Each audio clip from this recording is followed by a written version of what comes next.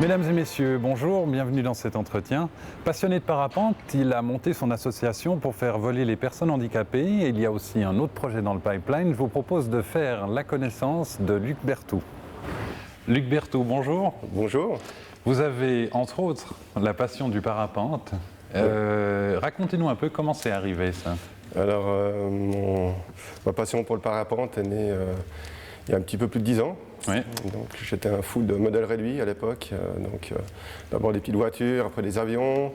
Puis la 3 dimensions, ben, voilà, c'était sympa. Puis à force de casser des avions et de les voir voler, je me suis dit, ben, tiens, pourquoi pas moi. Ouais. Du coup, il y a plus de 10 ans, j'ai fait un baptême avec Patrick Lachat, qui est au Salève, et qui m'a fait découvrir la passion du parapente avec un ami qui s'appelle aussi Patrick Volu, Oui. qui est un féru de parapente. Et du coup, je me suis lancé. D'accord. Et par la suite, vous avez monté une association assez particulière qui s'appelle Envol pour tous. Oui, effectivement. Vous pouvez nous expliquer de quoi il s'agit exactement? Alors, Envol pour tous, c'est né il y a environ 2006. Je suis né dans une famille qui a eu pas mal de personnes handicapées, dont la poliomyélite, sclérose en plaques, accident de moto. Et bercé depuis tout petit avec le monde du handicap, j'avais toujours ça en moi. Oui. Et en passant au parapente, j'ai créé un petit peu un fossé entre ces personnes et moi. Donc je me suis dit, il faudrait que je comble ce fossé pour trouver une solution. Et la solution est née avec Envol pour tous, et faire du vol biplace avec des fauteuils adaptés pour les personnes en situation de handicap, donc physique et aussi mental. Alors justement, vous en parlez, ces fauteuils, qu'on se rende compte un peu, quel est le matériel dont vous avez besoin, en fait, que vous utilisez? Alors, évidemment, d'un parapente, Oui. Parapente, d'une sellette pour le pilote, d'un parachute de secours aussi, quand même, et de fauteuils. Donc, c'est un fauteuil, on a 2 fauteuils qui nous ont été offerts par des clients. Donc, j'ai un fauteuil qui s'appelle Evolucycle, qui était développé par une connaissance qui s'appelle José, qui a conçu ce fauteuil, et un autre qui est celui d'Airbul. Donc on a 2 fauteuils pour des types de handicap un petit peu différents, au niveau du positionnement des jambes, au niveau du positionnement du dos. Donc voilà, on a besoin de ce fauteuil pour aller. Et ça, c'est un matériel qui doit quand même avoir un coût. Oui, alors effectivement, le coût est assez cher parce que c'est quand même des pièces qui sont uniques, qui sont faites par des artisans. Donc le fauteuil d'Airbul, lui, il est environ 6 500 francs, que l'autre, celui d'Evolucycle, est de 4 500. Donc, Ouais. La voile coûte aussi cher, c'est plus de 6 000 francs une voile. Une sellette, c'est aussi près d'1 millier de francs, avec le secours 1 millier de francs aussi. Donc effectivement, c'est des gros investissements au départ. Alors justement, comment vous financez l'association? Parce que j'imagine qu'il y a quand même aussi des frais d'entretien ou... Oui, l'entretien, on est au début, donc pour l'instant, ça va. Ouais. Mais effectivement, les frais de départ, ils ont été comblés par plusieurs idées. En fait, j'ai eu l'idée de faire du limoncello maison, donc qu'Envol pour tous vend comme ça en particulier. Ouais. Donc le bénéfice est reversé à Envol pour tous. On a eu divers dons donc, de privés, on a eu des dons qui tournent un petit peu partout. Ouais. Comme je vous disais, les fauteuils là m'ont été offerts par des clients parce que j'étais avant tapissier décorateur, et en parlant de ça, de mon projet aux clients, je suis tombé sur 2 personnes généreuses qui nous ont offert le fauteuil.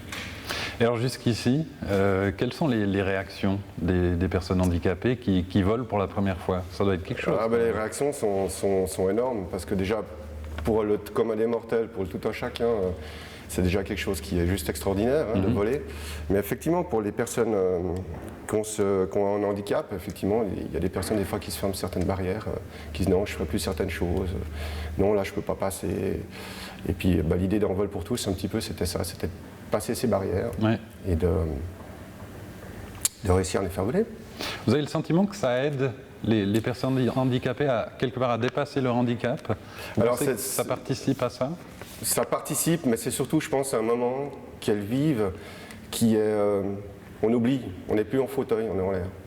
On est au même pied d'égalité, au même registre. Je veux dire, une fois qu'on est en l'air, on est juste soutenu par notre parapente. Et vous-même, vous le vivez comment, ça, ces moments d'envol avec ces personnes?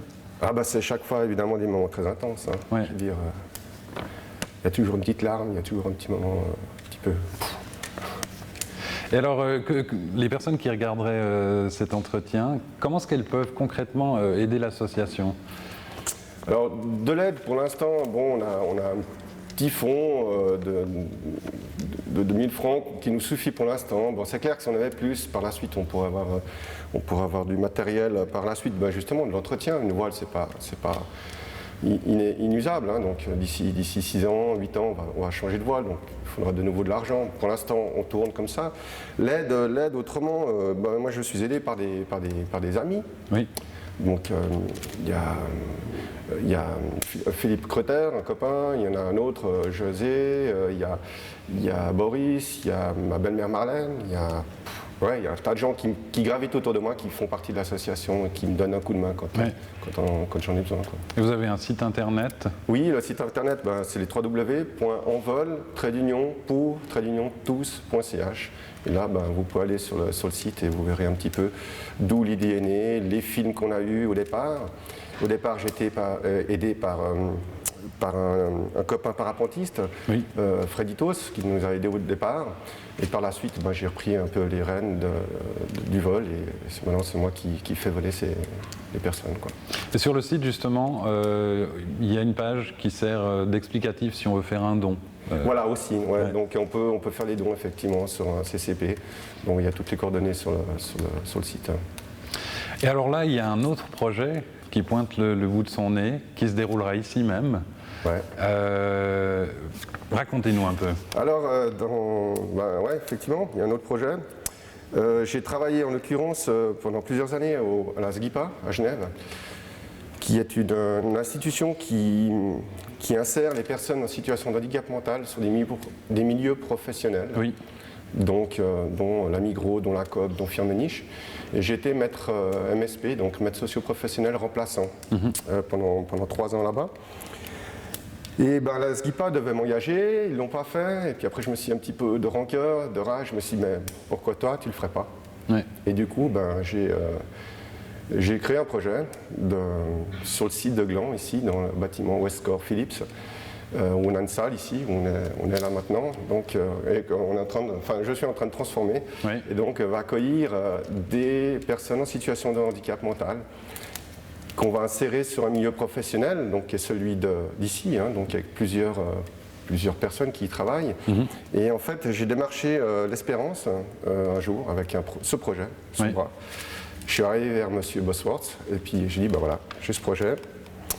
Qu'est-ce que vous en pensez? Et puis du coup, ben, il était un petit peu surpris, parce qu'il n'avait jamais vu un maître d'atelier arriver avec le poste de travail et le travail. C'est ça, oui. Du coup, on était tous les deux assis, heureusement. Oui.